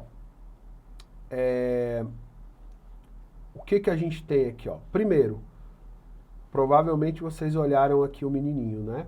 Ele é o nosso personagem principal, se vocês lembrarem aí do filme do ET, ele é o menino que descobre o ET, ele é o nosso personagem central. Segundo, vocês devem ter olhado para a mãe dele, que está aqui do outro lado e que está mais iluminada, né? Ela está mais iluminada, ela tem um cabelo louro, ela está com uma roupa branca, então o nosso olhar vai para essa mãe aqui. Depois, é provável que vocês tenham olhado para o irmão, né? Ou para a irmã aqui desse lado, mas eu vou chutar que vocês olharam para cá. Olha o que é interessante aqui. A gente tem nessa composição vários pontos de fuga. Olha como o diretor de fotografia jogou uma iluminação aqui atrás para fazer com que a gente tenha essas persianas que vão ajudar, elas estão linhas que estão apontando para dentro do quadro. Linhas também que são texturas aqui dentro do sofá, né, da estampa do sofá, que vão jogar a gente também para cá. Como eu falei para vocês, o azul e o vermelho. Olha só, tem um azul aqui, e ele colocou copos azuis, eu não sei se é copo ou se é acho que é copo mesmo, dentro do quadro para que o vermelho apareça mais. O ketchup do lado do azul aqui, ó. Esses pontos azuis muito fortes, eles jogam a gente para dentro desse quadro, né? A menina, a irmã menor, tá com essa roupa azul também, então ela tem um contraste aqui, então é possível que vocês tenham corrido o olho para cá, né? E aqui a gente vai voltar também com aquela ideia de categorização de personagens. Se vocês repararem, ó, vocês vão ver que a mãe e o menino estão numa paleta aqui e eles estão colocados de um dos lados. Então, É como se a gente tivesse um quadro dividido dos dois lados, né, dividido em duas partes aqui, em que adultos ou adolescentes estão de um lado e as crianças estão em outro. O que para o filme é muito interessante porque é a ideia de que ele, né, tem um ET, ele com a visão infantil, com a forma como ele enxerga o mundo, ele não consegue ele não consegue ter acesso ao mundo dos adultos. Então os adultos olham para aquele menino de forma diferente. E aí a composição do quadro é toda feita para chamar atenção pra gente, para esse personagem. É como se ele tivesse que se justificar. Ele é o único que está virado, né, em 3/4, os outros personagens estão todos meio de lado, assim. Então, no final das contas aqui, uma cena que é uma cena razoavelmente simples, vai ter vários elementos. Contraste entre claro e escuro, entre azul e vermelho, o menino no foco da atenção, a tensão de personagens maiores e crianças, a textura das almofadas, das persianas, das flores nas luminárias e a ideia de tridimensionalidade, né? O sofá e a mesa convergem para um ponto de fuga aqui, ó. A gente vem para cá, a gente tem um ponto de fuga aqui, tem outro ponto de fuga aqui, então tem uma triangulação que acontece aqui dentro da imagem, né? É difícil, a gente não vai olhar um plano e vai entender tudo isso ao mesmo tempo, mas a gente vai entender que isso é bonito, a gente vai entender para onde o nosso olhar tá sendo guiado. E aí quando a gente vai estudando isso, a gente vai reparando e vai conseguindo perceber o cuidado, né, que os filmes têm, né, para chegar num determinado resultado. Outra coisa que acontece bastante aqui nos filmes é a ideia de contraste. Essa ideia de contraste ela vai estar presente o tempo inteiro. Desde lá do início a gente estava falando, né? Quando eu tenho o azul e o verde e o vermelho, eles são cores que estão em pontos opostos ali do círculo cromático. Isso é uma ideia de contraste. A gente tem um personagem gordo, um personagem magro, potencializa a ideia dos dois, né? Um personagem que é rabugento e um personagem que é mais alegre, né? O cinema trabalha o tempo inteiro com essa ideia de contraste. E a gente vai perceber isso um tempo inteiro. A ideia de complementaridade e a ideia de contraste. Ó, o personagem aqui tá com uma camisa amarela e ela tá com a peruca rosa. Se a gente voltar aqui, lá no nosso círculo cromático, ó, rosa e amarelo, ó. Duas cores também que estão nesses polos opostos aqui, né? Então o personagem do Bill Murray aí, enfim, o filme Encontros e Desencontros da Sofia Coppola, são duas pessoas que se encontram lá em Tóquio, né? São dois americanos que se encontram e eles não têm nada a ver a princípio, né? E eles dois começam a se conversar e aí começa a surgir uma amizade, amor ali, né? Um filme muito bonito. E aqui o que ele está trazendo? Ele está trazendo uma paleta toda preto e branco, ó, de fundo, e essas duas cores, como se ele dissesse que um está sendo complementar, o contraste do outro, né? Aqui, para a gente pegar outro exemplo da Sofia Coppola, um filme da Maria Antonieta, ó, toda a paleta azul, né? E a gente tem esse rosa que representa essa ideia de juventude, essa ideia de felicidade, né, de algo feminino, né, também dentro dessa mesma paleta aqui. O Tarantino, né, ó, olha só como é que a gente vai ter vários contrastes dentro dessa imagem aqui, né? A gente vai ter dois personagens, né, de cores diferentes e tal, e olha as canecas aqui, ó, uma caneca amarela e uma caneca azul. Por que eles dois não estão com a mesma cor de caneca, né? Por que tem esse detalhezinho ali? Porque esses detalhes é o que vai fazer com que a gente olhe para a imagem e a gente tenha complexidade. Os diretores buscam esse tipo de coisa para que a gente tenha mais tempo e mais coisas, né, para entrar dentro do filme. São pequenos detalhezinhos desse que vão fazendo com que a gente aumente as camadas de complexidade da leitura da imagem, né? Então, essa coisa que a gente vem falando aí, né, de como pensar na imagem como um elemento de composição, né? Tudo isso é composto. Outro elemento para a gente poder ir fechando aqui a nossa aula de hoje, que a gente vai perceber, é justamente o elemento da profundidade, né? Como eu falei para vocês, O quadro, né, a nossa janelinha ali, ela é uma coisa plana. Então, como que eu vou criar uma ideia de profundidade, de que tem coisas que estão mais próximas ou mais distantes? A gente vai ter a ideia de profundidade de campo. Então, aqui está tudo mais ou menos focado, mas vocês já devem ter visto, por exemplo, será que a gente consegue fazer uma maluquice aqui? Vamos tentar aqui. Ó, ela está até um pouco preocupada aqui. Ó, coloca essa caneca ali para mim, um pouquinho perto da câmera ali. Só a pontinha dela ali, ó. Ali, vamos ver se aparece. Ó. Pode botar mais perto lá da câmera lá. Assim, ó. Tá vendo que a caneca tá meio desfocada? Isso daí, a gente é justamente a ideia de profundidade de campo, ó. Aqui tá o foco e essa caneca, ela está desfocada porque ela está numa outra profundidade de campo. O que que isso cria? Isso cria dois planos de imagem. Agora vocês têm o primeiro plano, que é esse objeto aí, né, a caneca, e vocês têm o plano aqui de fundo, né, o que eu estou dentro dele. Quando eu começo a criar esses elementos, eu vou tendo uma noção maior de profundidade de campo, ou seja, a imagem vai ficando com mais camadas e a gente vai entendendo a tridimensionalidade. Pode tirar, coitada, já está aí com a música. Aproveitar e beber um gole aqui que eu já estou falando muito. Quando a gente tem essa coisa, né, de destacar figura e fundo, ó, se vocês repararem nessa imagem, vocês vão ver que aqui está levemente desfocado e eles estão focados. Essa ideia da profundidade ajuda a gente a criar uma imagem mais tridimensional, o que dá para a gente uma característica mais interessante, porque o nosso olho, quando a gente está no mundo, ele é tridimensional. A imagem do cinema não é tridimensional. Se vocês lembrarem, né, tem aquele óculos, né, o 3D, alguns filmes, para que a gente consiga ter essa sensação de tridimensionalidade, que é interessante, né, em muitos filmes. Como que a gente vai potencializar isso? Por exemplo, com a ideia das linhas de fuga, ó. Mais um exemplo super simples aqui, ó, coisa muito brasileira, ó. É uma porta de correr, né, de loja, que cria essas linhas aqui, e aquele forro de telhado, né, aquele forro de teto de PVC, ó. Mas olha só como ele cria um monte de linhas, ó, que joga a gente para dentro do quadro, e como que o diretor colocou a arma bem nesse cantinho para criar também uma linha de fuga aqui, ó. E aí a gente tem a tridimensionalidade, ó, a arma tá desfocada e a gente tem o rosto aqui do Wagner Moura em foco.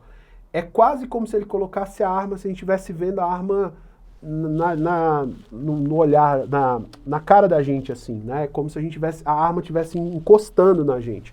Porque ela tem essa profundidade, ela tem essa tridimensionalidade. Vocês sentem isso ou eu estou viajando? Já está chegando no final da aula, o professor já está começando a viajar já. Ó, um outro exemplo aqui, né, de como as linhas de fuga vão ajudar a gente a concentrar o nosso olhar, ó. As casinhas, né, é claro que a Cidade de Deus tinha casinhas repetidas e tal, mas o diretor usou essas casinhas para criar uma tridimensionalidade. Eu coloquei até essas linhas vermelhas aqui para destacar isso, ó. Olha como é que o personagem está muito mais interessante aqui na forma como ele colocou, né? A gente tem um triângulo aqui e o personagem está bem centralizado. E coisas que aparentemente também são muito simples, ó. Mais um exemplo do Temporada aqui, ó. Olha o exemplo do Temporada, ó. Vejam as linhas, todas convergem. Aqui é o personagem da Grace Passou, né? Ela tá lá em Contagem. E ela tem um amigo dela, que é o outro agente de saúde. Ele tá lá com um bonezinho vermelho. Agora, se vocês virem algum filme que tem um personagem de boné vermelho ou camisa vermelha, vocês não vão esquecer de mim nunca mais. Mas olha só, o personagem tá lá com um bonezinho vermelho e olha como essas linhas todas, elas jogam a gente para olhar para esse cara aqui também. Então, a gente tem ela no primeiro plano, então obviamente a gente vai prestar atenção nela. Ela tá ali na linha de fuga, mas a gente, depois que olhar para ela, a gente provavelmente vai olhar para esse personagem aqui do fundo, né? Do amigo dela, do companheiro dela, né? Aqui uns outros exemplos, né, dessa ideia de profundidade, ó. Vamos ver como é que as coisas são simétricas e elas vão se repetir. Olha as linhas aqui, né? Esse aqui é do La La Land, ó. Vários quadros se repetem, né? Aqui esse bondezinho aqui, a imagem mais para baixo, e a gente vai ter essa tridimensionalidade. As luzes no fundo, né, jogam a gente para esse meio do quadro. Então a ideia de simetria, a ideia de profundidade, né, amplificada por isso. E aí, alguém falou do Cidadão Kane ontem, né? Não pode fugir aqui uma aula de cinema. Olha como é que o Orson Welles vai trabalhar com isso, né? Olha como é que a gente não tem como não olhar para o Cidadão Kane, né? Olha a mesa que ele colocou, 400 convidados de cada lado, né? Todo mundo olhando para ele, né? Olha como dá uma ideia de infinito aqui. Então, não é só uma mesa, é uma mesa infinita de gente olhando para o Cidadão Kane, que é o nosso personagem principal, que é o nosso foco dentro do filme, né? E a vaidade dele, né? Todo mundo olhando para ele, né? Essa mesa infinita. E aí a genialidade, né, do Orson Welles aqui, quando depois, né, que ele já não está mais no auge da vida dele, né? O filme fala sobre a ascensão e queda desse personagem aí, desse bilionário, né, desse magnata da indústria da comunicação, como ele vai ficando cada vez mais sozinho, né? Todo mundo vai abandonando ele. E aí ele volta com essa ideia da repetição, dessa ideia da profundidade, mas aí ao invés de ter 1 milhão de pessoas olhando para ele, é só ele mesmo no espelho, ó. Então, um monte de imagens repetidas, mas aqui já não são mais as pessoas bajulando ele, né? Agora é ele mesmo sozinho na casa, e tudo que ele tem é ele mesmo, assim, até o infinito, até os últimos dias da vida dele. Certo? Pessoal, foi isso que eu preparei para vocês hoje.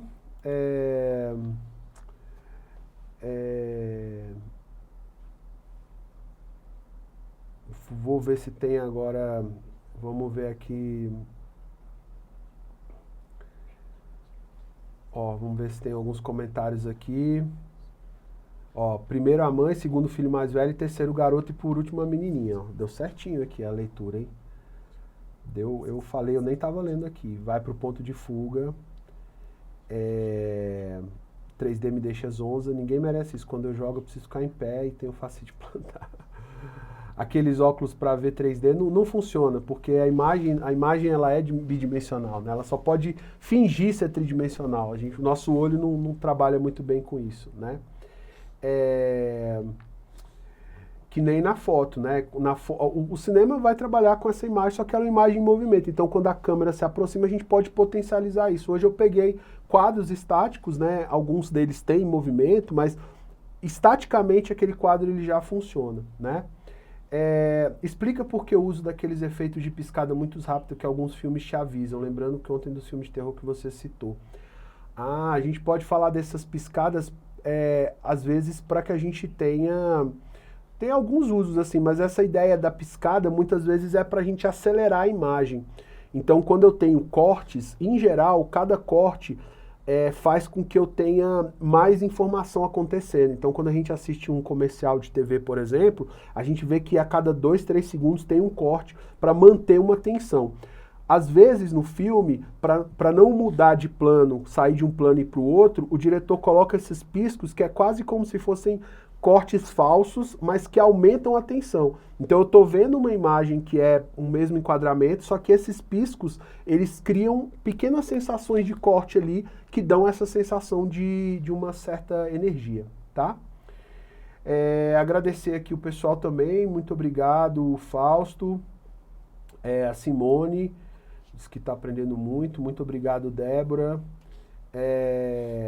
A Nathalie falou que a aula foi maravilhosa, depois os aulas nunca mais veriam um filme da mesma forma.